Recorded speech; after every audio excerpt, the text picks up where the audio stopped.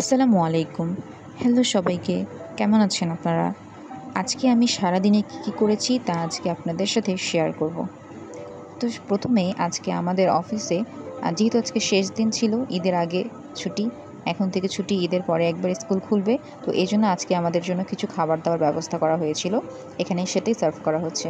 তো আমাদেরকে দিয়েছিল প্রথমে ভাত এবং ইলিশ মাছ দিয়ে ডাল, আলুর ভর্তা, বেগুন ভাজা এবং সাথে পাঁপড়, আর সাথে তো সালাদের আইটেম তো থাকবেই। তো স্কুল কাজ শেষ করে বাসায় এসে ফ্রেশ ট্রেশ হয়ে আজকে বের হয়ে গেছিলাম একটু বিকেলে শপিংয়ের জন্য।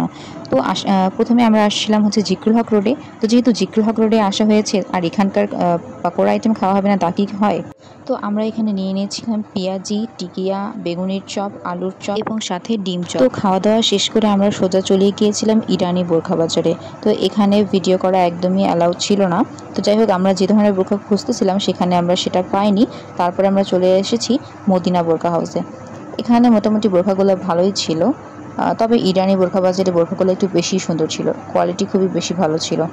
তো যাই হোক, এখানকার বোরখাগুলো একটু দেখতে দেখতে এক দোকানদার আমাদের এই মেরুন কালারের বোরখাটা দেখাইলো। তো এটা যাই হোক একটু ভালোই লাগতেছিল, কিন্তু হচ্ছে ফুপি অনিয়ন কালারের বোরখা খুঁজতেছিল।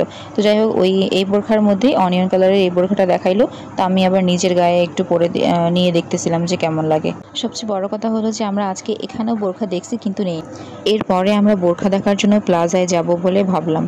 তো যাই হোক, আজকের ওয়েদারটা মাশাল্লাহ মাশাল্লাহ এত বেশি ভালো ছিল, এত বাতাসে ভরপুর, আর আকাশের এই পিকচার দেখলেই বোঝা যাচ্ছে যে কত সুন্দর ওয়েদার ছিল আজকে।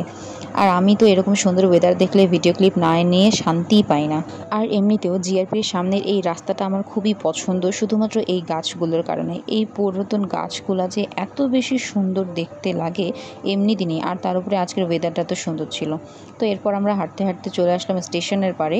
তো আজকে এখানেও এত সুন্দর আবহাওয়া ছিল, এত বেশি সুন্দর, এত বাতাস হচ্ছিল। তো আমরা দেখলাম যে এখানে আখের রস, তো ভাবলাম যে কেন না ট্রাই করা যাক।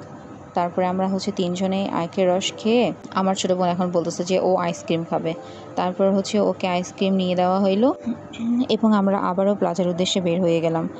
এখন আমরা ডিরেক্ট ভাবছিলাম যে দুবাই বোরখা হাউসে যাব, কারণ প্লাজায় দুবাই বোরখা হাউস ছাড়া অন্য কোথাও আমরা সুন্দর বোরখা পাবো না। তো যাই হোক, এখানকার এই বোরখাটা আমার অনেক বেশি পছন্দ হয়েছিল এবং নিচে যে মেরুন কালার বোরখাটা এটাও খুব বেশি পছন্দ হয়েছিল। তো ফুপুর এখানে মোটামুটি 3টা বোরখাই পছন্দ হয়েছে। তো উনি 2টা বোরখা এখান থেকে সিলেক্ট করে নিছে।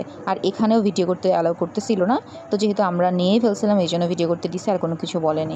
এরপর আজকের শপিং শেষ করে আমরা একদম বাসা চলে আসলাম। আর আজকে আপনাদের দেখাই যে আমরা কী কিনলাম। আমাদের ছোটো বাবুর জন্য আমরা এই প্যান্ট শার্ট নিয়েছি এবং আমার বোন নিয়েছে নেল পলিশ এবং ওর যা যা যাবতীয় জিনিসগুলো লাগে, এবং আমি একটা ব্লাশ নিয়েছি। এটা আমার অনেক বেশি পছন্দ হয়েছে এবং আমার সেটার সাথে অনেক বেশি যায় আমার মনে হচ্ছিল। আর আমাদের ঢঙ্গি টিপ লাগায়, তো ও টিপ নিয়ে ফেলছে। এরপরে হচ্ছে আমি নিজের জন্য একটা জুতা নিয়েছি এবং আমার ফুপির জন্য একটা জুতা নিয়েছে। আজকের এই পুরো দিনের মধ্যে আমাকে সবথেকে বেশি ভালো যা লাগছে তা হচ্ছে আজকের ওয়েদার অনেক বেশি সুন্দর ছিল। এই কখনো মেঘ করতেছে, এই কখনো গরম লাগতেছে, এই কখনো বৃষ্টির মতো আবহাওয়া চলে আসতেছে, খুবই সুন্দর।